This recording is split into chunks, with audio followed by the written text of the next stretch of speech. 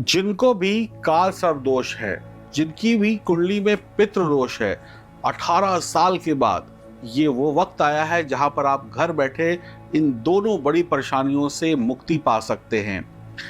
ये वो वक्त है जब आप बड़ी बड़ी परेशानियों को दूर करके जीवन में सुख ला सकते हैं। एक बात का बहुत ध्यान रखिएगा, ये वो इम्पोर्टेंट वक्त है जब आप अपने पितरों को खुश करके जीवन के सभी सुख पा सकते हैं। भगवान श्री कृष्ण गीता में कहते हैं कि जिस भी व्यक्ति ने अपने पितरों को खुश नहीं किया, जिसने अपने पितरों का आशीर्वाद नहीं लिया, उसका मैं क्या, ब्रह्मांड का कोई भी देवी देवता उसकी मदद नहीं कर सकता। पितृ ही हैं जो आपको ईश्वर से मिलाते हैं, जो ईश्वर का आशीर्वाद दिलाते हैं। तो अगर आपके पितृ आपसे पसंद नहीं है, आपकी कुल देवी आपसे पसंद नहीं है, तो आपको भयंकर रोग, ऋण, परेशानियां आती रहेंगी। तो ये वो वक्त है जो 18 साल के बाद आया है, जिस समय में आप अपनी गलतियों का निवारण कर सकते हैं और अपनी गलतियों की क्षमा मांगकर ईश्वर से तरक्की का आशीर्वाद पा सकते हैं। 9 ग्रहों में सबसे मुश्किल ग्रह, जिसको समझने में व्यक्ति की सारी उम्र बीत जाती है, केतु मोक्ष देने वाले ग्रह हैं। केतु को समझने में इंसान बूढ़ा हो जाता है, केतु को समझने में उसको कई जन्म लेने पड़ते हैं। केतु वो रहस्यमयी ग्रह हैं। केतु दिसंबर 24 और आने वाले 2025 की जनवरी में आपको क्या परिणाम देंगे, हम इस विषय पर यह वीडियो बना रहे हैं। केतु दिसंबर 2024 और जनवरी 2025 में उत्तरा फाल्गुनी नक्षत्र में होंगे और केतु जाते जाते हमको क्या दे रहे हैं 2024 में, और आने वाले 9 वर्ष में केतु हमको क्या दे रहे हैं, ये भी हम सब कुछ विस्तार से जानेंगे। क्या हमें पूरे वर्ष भर जो नहीं मिल पाया वो दिसंबर और जनवरी में मिल जाएगा, यही सब कुछ हम जानने वाले हैं। तो बहुत ही इंपॉर्टेंट वीडियो है। केतु का उत्तरा फाल्गुनी नक्षत्र में जाना आपके भूतकाल यानी आपके पास्ट को दिखाता है। जिसका पास्ट अच्छा है उसका भविष्य भी अच्छा होता है। अगर आपके बाप दादा के पास बहुत पैसा है तो वर्तमान में उसका उपयोग आप करेंगे। अगर आपके परिवार में लोग गरीब हैं तो आने वाली जनरेशन भी गरीब ही रहती है या उन्हें बहुत कठिन परिश्रम करके धन कमाना पड़ता है। तो इसीलिए जिस व्यक्ति का पास्ट मजबूत है उसका भविष्य मजबूत होने के चांसेस ज़्यादा होते हैं। और केतु उत्तरा फाल्गुनी नक्षत्र में जाकर यही बताने वाले हैं कि अपने पास्ट में जाइए, जो गलतियां की हैं उनको सुधारने का आपको एक मौका दे रहे हैं। इस नक्षत्र में बहुत महान लोगों का जन्म हुआ है, जैसे योग ऋषि शिवानंदा, महान क्रांतिकारी सुभाष चंद्र बोस और पांडव शिरोमणि अर्जुन, यानी कि अर्जुन जिन्होंने महाभारत में जिनके सारथी बने थे श्री कृष्ण। तो इस नक्षत्र में ऐसे बड़े विद्वान साहसी लोगों का जन्म हुआ है। तो ये नक्षत्र अपने आप में कुछ कहता है। तो जो भी लोग सीए हैं, जो भी लोग डॉक्टर हैं, जो भी लोग हीलर हैं, जो भी लोग ऑकल्ट साइंस से जुड़े हुए हैं, उनको आने वाले दिसंबर और जनवरी में और उसके आगे भी बहुत अच्छे रिजल्ट मिलने वाले हैं। संतान की आपकी तरक्की होने वाली है, संतान का सुख मिलने वाला है, आध्यात्मिक विकास होने वाला है, यानी स्पिरिचुअल ग्रोथ आपकी होने वाली है। केतु को समझना बहुत ही रहस्यमयी है। केतु को जो व्यक्ति समझ गया वो बंधनों से मुक्त हो गया। यानी कि आप ऐसे समझ ले कि अगर हाथ में हथकड़ी लगी हुई है, ये खुल जाए तो आप आज़ाद हो गए। तो केतु को जो व्यक्ति समझ लेता है वो आज़ाद हो जाता है। उसके पास कोई दुख और तकलीफ नहीं होती, वो हर दुख हर तकलीफ से आज़ाद हो जाता है, क्योंकि केतु मोक्ष का कारक ग्रह है। धरती पर पेड़ उगते हैं। धरती क्या है? धरती माँ है और धरती न जाने कितने पेड़ों को जन्म देती है। एक बीज डालते हैं धरती में और वो पेड़ बनकर निकल आता है। धरती न जाने कितने पेड़ों को जन्म देती है और जब पेड़ सूख जाते हैं तो वो पेड़ गिर जाते हैं। तो धरती ऐसे किसी भी पेड़ से प्रेम नहीं करती, यानी उसको किसी के प्रति मोह नहीं है। इसी प्रकार का मोह अगर आप इस संसार से त्याग दें, अपनी चीज़ों से त्याग दें, फिर आप इस दुनिया के सबसे अमीर और सबसे समृद्ध व्यक्ति बन जाएंगे और जीवन में आगे बढ़ते चले जाएंगे। केतु मोह को त्यागने को कहते हैं और इंसान मोह में ही पागल है। कोई पैसे के मोह में, कोई संतान के मोह में, कोई गाड़ी के मोह में, कोई बंगले के मोह में, कोई प्रसिद्धि के मोह में। केतु कहते हैं कि अगर आप थोड़ा सा त्याग करते हो तो मैं आपको बहुत कुछ दे सकता हूं, और लोग त्याग करना ही नहीं जानते हैं। जिनको भी काल सर्प दोष है, जिनको भी पितृ दोष है, उसको इस वक्त में उपाय करने चाहिए। ये संयोग 18 वर्ष के बाद आ रहा है। पितृ अगर आपके प्रसन्न नहीं हैं, जो स्वर्गवासी लोग हैं, अगर आप उनको खुश नहीं रखते हैं, नियम से उनके तर्पण नहीं करते हैं, उनको दान पुण्य नहीं करते हैं उनके नाम पे, तो फिर आपके पितरों का आशीर्वाद भी आपको नहीं मिलेगा। और भगवान कहते हैं कि जिसको पितरों का आशीर्वाद नहीं मिला, उनको मेरा आशीर्वाद भी नहीं मिलेगा। भगवान श्री कृष्ण गीता में साफ साफ कहते हैं कि जिनके पितृ और जिनकी कुल देवी उनसे नाराज हैं, उनको भगवान के घर से कुछ भी नहीं मिलता है। वो व्यर्थ में अपना टाइम खराब करते हैं। उन्हें सबसे पहले अपने पितरों को मनाना चाहिए। जो भी लोग ये सोचते हैं कि वो अपने पितरों को और अपने कुल देवी को नहीं पूजेंगे और सीधे भगवान के मंदिर में जाकर या तीर्थ यात्रा करके खूब पूजा पाठ कर लेंगे तो उन्हें शुभ लाभ मिल जाएगा, तो भगवान श्री कृष्ण कहते हैं कि पहले अपने कर्तव्यों का पालन करिए। और आपके कर्तव्यों में ये भी आता है कि आप अपने पितरों की पूजा करें। जो व्यक्ति अपने पितृ को नहीं पूजता, भगवान उसको कभी आशीर्वाद नहीं देते, उसकी मन की कोई मुराद पूरी नहीं करते।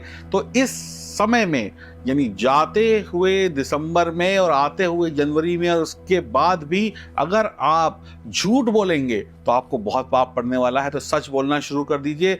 अगर आप अपने बिजनेस पार्टनर या अपने लाइफ पार्टनर को धोखा देंगे, उसे चीट करेंगे, तो इसके परिणाम आपको बहुत ज़्यादा मिलेंगे। आप ये कहेंगे मैं तो पहले से ही बहुत सारी चीटिंग कर रहा हूँ, मुझे आज तक कुछ नहीं मिला। तो हो सकता है आपने जो 10 चीटिंग की हो, 50 चीटिंग की हो, उन कर्मों का फल इस पीरियड में आपको मिल जाए। तो बहुत संभल के रहिएगा। आपके कर्मों का फल, बुरे और या अच्छे कर्मों का फल इस पीरियड में आपको मिल जाएगा। जो चीटर हैं वो सावधान रहें। लड़ाई या झगड़े में बिल्कुल भी नहीं फंसना है, किसी के भी साथ लड़ाई और झगड़े से दूर रहना है। कनेर, ये देखिए आपको मैं दिखा रहा हूं, कनेर, पाकर, ये सब एक ही पेड़ के नाम हैं। इस पेड़ के वृक्ष का फूल, पत्ता या जड़ या टहनी एक किसी भी गोल्डन कपड़े में बांधकर या लाल रंग के कपड़े में बांधकर आप अपनी पॉकेट में रखें, अपने घर में रखें, तो इस समय में आपको बहुत लाभ हो सकता है। जिस दिन चंद्रमा उत्तरा फाल्गुनी नक्षत्र में हो, आप कैलेंडर देखिएगा, जिस दिन चंद्रमा उत्तरा फाल्गुनी नक्षत्र में हो उस दिन इस पेड़ की जड़ या पत्ता या टहनी को तोड़ें और किसी केसरी या लाल रंग की कपड़े में लपेटकर इसको अपने पॉकेट में रख लें, अपने पास रख लें, घर में रख लें। आपको फिर बहुत अच्छे रिजल्ट मिलेंगे। और अगर आप रुद्राक्ष पहनते हैं तो इससे बढ़िया कुछ नहीं हो सकता, और तो आप पहन सकते हैं रुद्राक्ष भी। और इसके साथ साथ आप कुत्ते की सेवा करें, इससे भी आपको बहुत शुभ परिणाम मिलेंगे। और धार्मिक बने रहिएगा। 4, 9 और 12 मुखी रुद्राक्ष पहनकर आपको लाभ हो सकता है। अब बात करते हैं आपकी चंद्र राशि की, कि आपकी राशि को क्या मिलने वाला है जाते हुए दिसंबर में और आती हुई जनवरी 2025 में। तो केतु चौथे और तीसरे भाव से गोचर करेंगे। केतु हमेशा उल्टे चलते हैं, तो चौथे भाव का केतु जो है मन में थोड़ा सा भय देता है, थोड़ी सी टेंशन देता है, थोड़ा सा कहते हैं ना आदमी को 4 बार सोचने पर मजबूर कर देता है किसी भी बात को लेकर। लेकिन यहाँ पर गुरु की दृष्टि भी केतु पर पड़ रही है, तो केतु शुभ परिणाम देंगे, आपको आध्यात्मिक बना देंगे। तो जितना ज़्यादा आप धर्म से जुड़ेंगे, जितना ज़्यादा आप मंदिर जाएंगे, जितना आप साधु संतों की सेवा करेंगे, जितना आप धर्म की शारीरिक सेवा करेंगे, उतना ही आपके लिए बढ़िया होता चला जाएगा।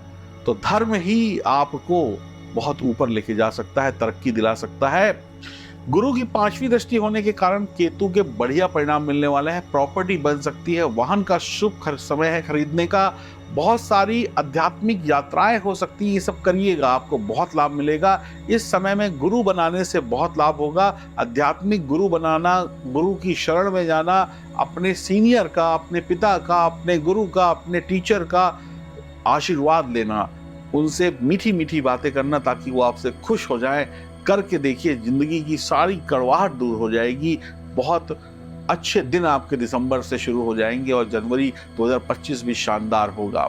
धन प्राप्ति के लिए पीली चीजों का दान, जैसे चने की दाल, पीला केला, पीले नींबू, हल्दी, ऐसी चीजों का दान धर्म स्थान में करें या किसी सच्चे और अच्छे साधु संत को करें। कुत्तों को पाल सकते हैं, कुत्ते की सेवा कर सकते हैं।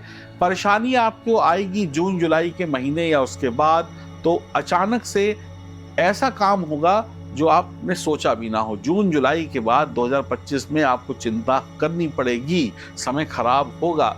इस समय में आपके साथ जो भी कुछ होगा वो अचानक से होगा, यानी आपकी मर्जी के मुताबिक नहीं होगा। आप ऐसा कह सकते हैं कि आप किसी को कुछ कहें और वो उसका मतलब कुछ और समझे। आप ऐसा बोल सकते हैं जून जुलाई के बाद, आपकी बातों के गलत मतलब निकाले जा सकते हैं, आपको फंसाया जा सकता है। तो जो भी लोग लड़ाई झगड़ा करते हैं, जो भी लोग वाद विवाद में फंसे हैं, बहुत सावधान रहें। इस समय में झूठे आरोप, नए आरोप या जो गलतियां नहीं की हैं उनकी भी सजा आपको जून जुलाई 2025 के बाद मिल सकती है। तो अपने सामने वाले सीनियर से, अपने सामने वाले किसी भी व्यक्ति से वाद विवाद, लड़ाई झगड़ा ना करें। लीगल मैटर आपको परेशान कर सकते हैं, लीगल मैटर में आप फंस सकते हैं जून जुलाई 2025 के बाद। लेकिन ओवरऑल देखा जाए तो दिसंबर 2024, जाता हुआ दिसंबर, आता हुआ जनवरी आपके लिए बहुत अच्छा है 2025 का। तो आप थोड़ी सी सावधानी रखिए। देखिए, मैंने आपको बताया कि जब तक मिथुन राशि वाले अध्यात्म की राह पर नहीं चलेंगे, धार्मिक नहीं होंगे, तब तक उनके हाथ कुछ नहीं आएगा। तो ये एक अच्छा मौका है ईश्वर से धन प्राप्ति का, सुख प्राप्ति का, अपने कष्टों की मुक्ति का। तो जरूर इस समय में गुरु बना लीजिए, गुरु की शरण में चले जाइए, गुरु से प्यार करिए, गुरु का आशीर्वाद लीजिए, मंदिर में सर झुकाइए, कुत्तों की सेवा करिए। और जितने भी सारे उपाय वीडियो की शुरुआत में, वीडियो के अंत में बताए हैं, उन उपायों को करिए। मेरे जितने भी दर्शक मुझे देख रहे हैं, किसी के जीवन में भी 10 पैसे की क्या 2 पैसे की भी तकलीफ नहीं आएगी। अगर आपकी जन्म कुंडली में सितारे मजबूत हैं तो फिर आपको चिंता करने की आवश्यकता नहीं है। और जन्म कुंडली कमजोर है तो ये है नंबर, यहाँ पे फोन करके अपनी अपॉइंटमेंट बुक कराइए मेरे साथ, मैं बदलूंगा आपकी किस्मत। राधे राधे। अगर आपकी जन्म कुंडली में 9 ग्रह मजबूत नहीं है तो आप चाहे जितनी वीडियो देख लें, आप चाहे जितने उपाय कर लें, अपनी मन मर्जी से जो करना है वो कर लें, आपको शुभ परिणाम नहीं मिलेंगे, या मिलेंगे तो उतने नहीं मिलेंगे जितने आपको चाहिए। जन्म कुंडली में बैठा हुआ हर एक ग्रह मजबूत होना चाहिए। जैसे आपके शरीर का अगर एक भी अंग कमजोर हो जाए तो आप अपंग हो जाते हैं, यानी विकलांग हो जाते हैं। वैसे ही अगर आपकी जन्म कुंडली में बैठा हुआ एक भी ग्रह कमजोर है तो आपकी कुंडली भी विकलांग हो जाएगी, दिव्यांग हो जाएगी, यानी कि वो शुभ फल देने वाली नहीं होगी। शुभ फलों के लिए संघर्ष करना पड़ेगा। एक व्यक्ति जिसकी टांग में कोई चोट लगी हुई है, वो व्यक्ति खुद अपने पैरों पे नहीं चल सकता, उसको या तो व्हील चेयर चाहिए, या तो बैसाखी चाहिए, या 2 लोगों का साथ चाहिए। ऐसे ही अगर आपकी जन्म कुंडली में कोई भी एक या एक से ज्यादा ग्रह कमजोर है तो बिना उपाय किए, बिना जन्म कुंडली की जांच कराए आपको सफलता नहीं मिलेगी। मेरा नाम है एस्ट्रोलॉजर सचिन पंडित और मैं आपकी कमजोर कुंडली के हर एक ग्रह को मजबूत करने की रेमेडी और उपाय आपको बताऊंगा। आपको बस एक काम करना है, नीचे दिए गए नंबर पर फोन करना है और अपनी अपॉइंटमेंट बुक करानी है।